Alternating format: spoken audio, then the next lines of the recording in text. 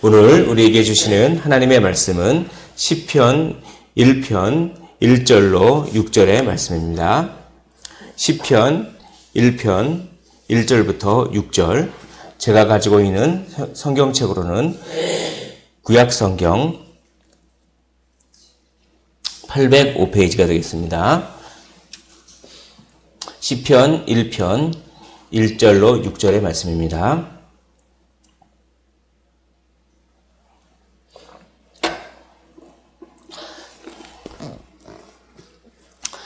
제가 봉독을 해드리고 6절 마지막 절은 함께 읽도록 하겠습니다. 복 있는 사람은 악인들의 꾀를 따르지 아니하며 죄인들의 길에서 서지 아니하며 오만한 자들의 자리에 앉지 아니하고 오직 여호와의 율법을 즐거워하여 그의 율법을 주야로 묵상하는 도다.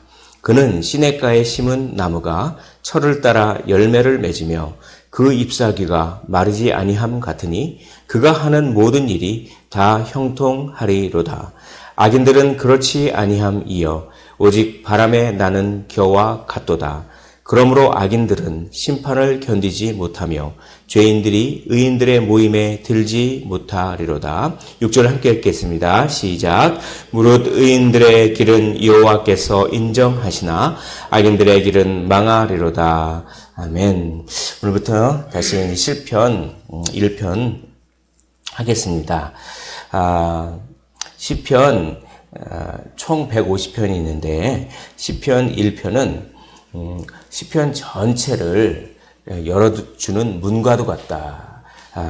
뭐냐면 시편의 이 말씀을 우리가 어떤 마음으로 읽고 이 시편의 마음을 어떤 마음으로 우리가 대해야 하는지 그렇게 시편 전체를 열어주고 그렇게 참된 마음으로 이 시편을 읽고 묵상하고 또한 좀 더 나아가서 하나님의 말씀, 율법을 참된 마음으로 대하고 읽고 즐거워하고 하면 그 사람이야말로 진정으로 행복한 사람이다 라고 하는 이 시편 전체에 대한 어떤 서론격인 그런 시편 1편입니다.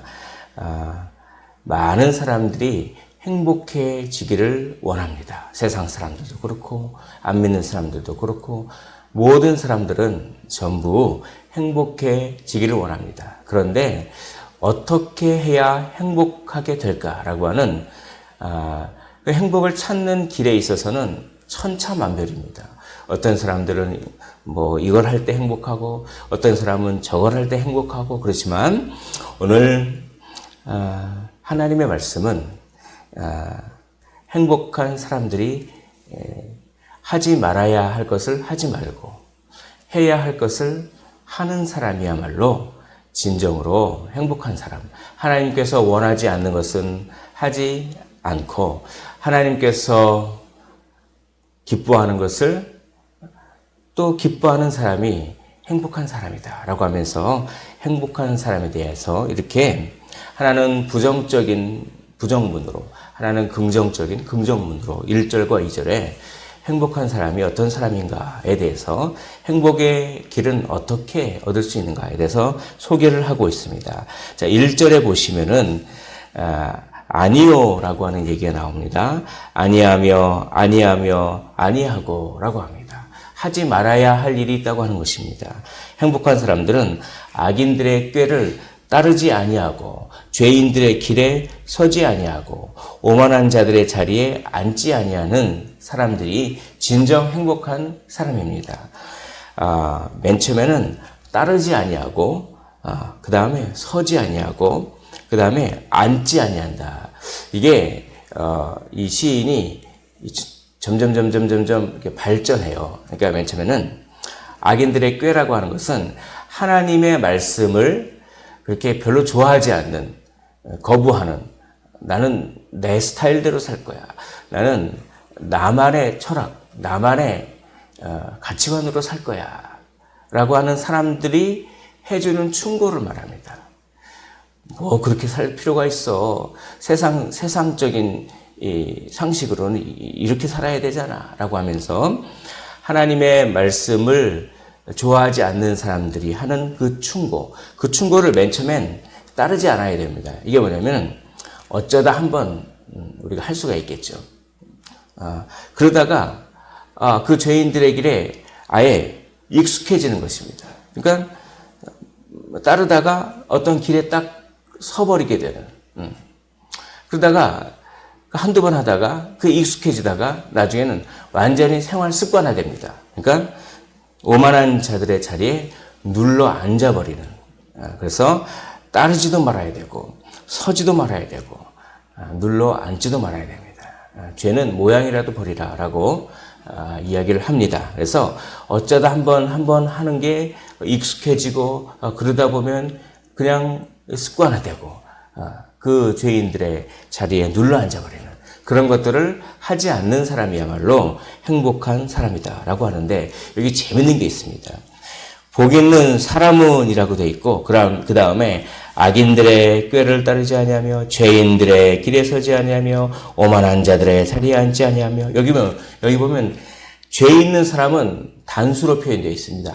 한 사람. 그런데 악한 사람들은 많아요. 악인들, 죄인들, 오만한 자들. 이게 뭡니까? 하나님의 이 교훈과 하나님의 이 말씀을 사랑하는 사람은 아주 적다는 것입니다.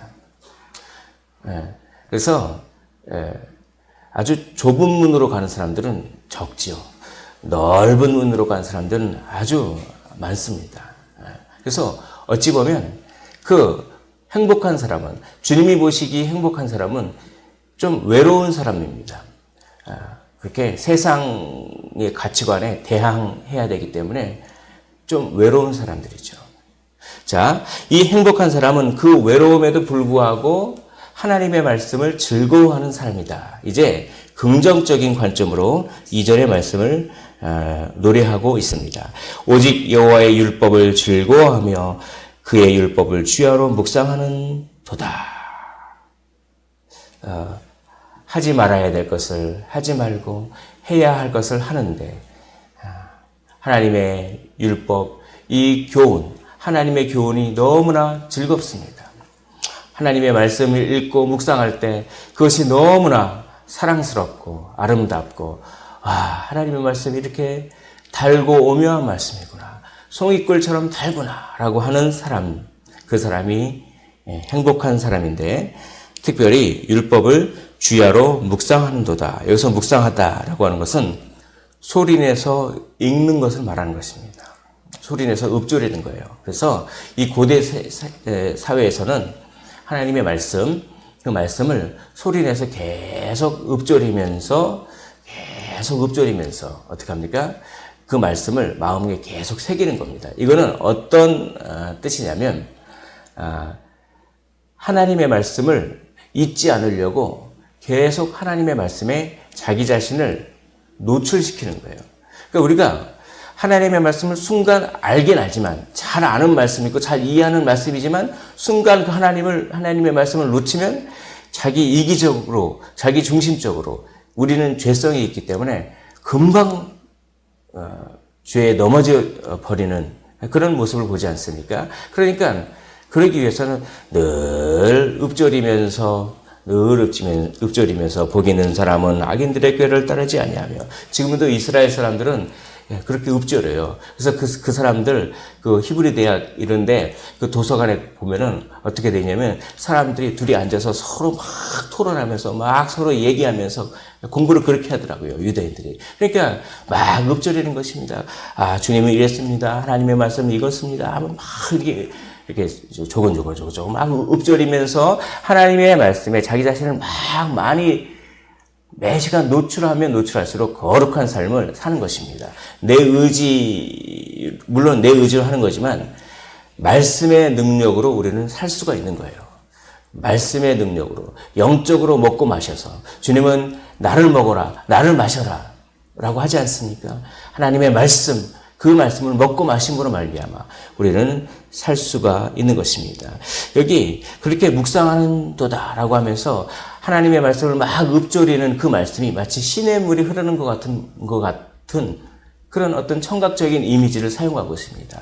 말씀을 조곤조곤 하는 게 시냇물이 졸졸졸졸졸졸 흐르는. 그래서 이제 비유를 합니다. 마치 이 율법을 즐거워하는 사람은 그 시냇물이 졸졸졸졸 흐르는 그 시냇가에 옮겨 심은 것 같은 그런 나무와 같다라고 얘기를 하는 것이죠.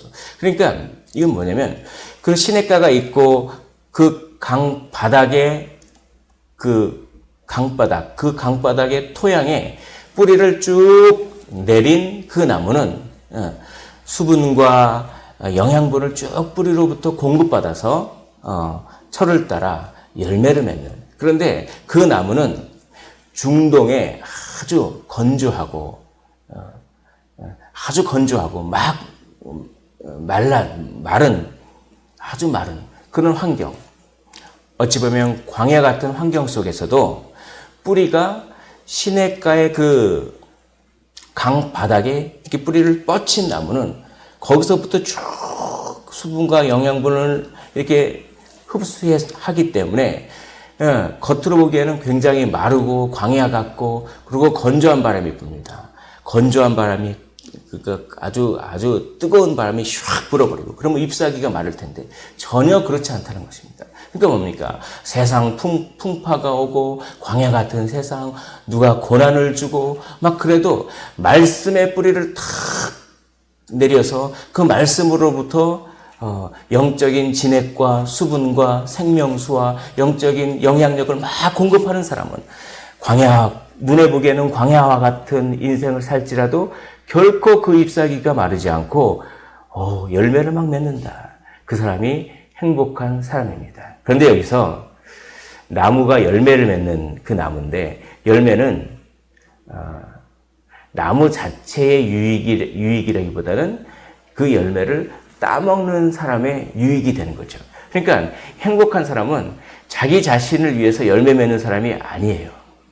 말씀을 그렇게 주야로 묵상하고 말씀으로부터 뿌리를 내려서 막 말씀의 진액을 확 빨아먹는 그 사람은 이 광야 같은 환경 속에서도 이겨내고 열매를 맺는데 그 열매가 다른 사람들에게 유익을 주는 그런 사람이라는 것입니다.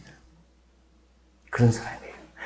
그런데 세상 행복은 자기가 열매를 맺어서 자기를 유익하게 하기 위해서 그렇게 동분서주하고 일 나가고 뭐하고 하는 그게 세상적인 행복이지만 진정으로 하나님께서 원하시는 행복한 사람은 말씀의 뿌리를 다 내려서 결국은 다른 사람들에게 유익을 주는 그런 사람입니다. 그러나 이제 이 행복하지 않은 사람, 악인들은 바람에 나는 겨와 같도다 라고 하면서 겨는 가볍습니다. 알곡은 무겁습니다. 그래서 착 채를 하면은 이게 가라지는 바람에 샥 날아가고 알곡만 딱 떨어지고 그래서 바람에 나오는 겨와 같이 한순간에 완전히 무너져 버리는 그게 바로 하나님의 말씀을 즐거워하지 않고 자기의 가치관대로 자기 힘으로 내 인생은 내 거야 라고 하면서 자기의 어떠함으로 인생을 경영하려고 하는 그런 사람들은 결국 바람에 나는 겨와 같이 전부 순간적으로 다 무너져 버린다라고 이야기를 하는 것 같습니다. 그래서 5절 보십시오. 그러므로 라고 되어 있습니다. 그러므로 그러니까 하나님의 말씀을 즐거워하고 말씀에 뿌리를 내린 사람은 철을 따라 열매를 맺고 또 악인들은 그렇지 않는 사람들은 겨와 같이 바람에 날리기 때문에 그러므로 악인들은 심판을 견디지 못하며 죄인들이 의인들의 모임에 들지 못하리로다. 그래서 인생은 두 종류의 인생이 있습니다. 하나님의 말씀을 즐거워하고 거기에 은혜 받고 말씀을 믿고 그래서 구원받고 그래서 의인들의 모임에 드는 사람이거든요. 믿음이 없어서 의인들의 모임에 들지 않는 두 종류의 인생이 있다고 오늘 시인이 이야기합니다. 그런데 여기서 아주 은혜로운 구절이 있습니다.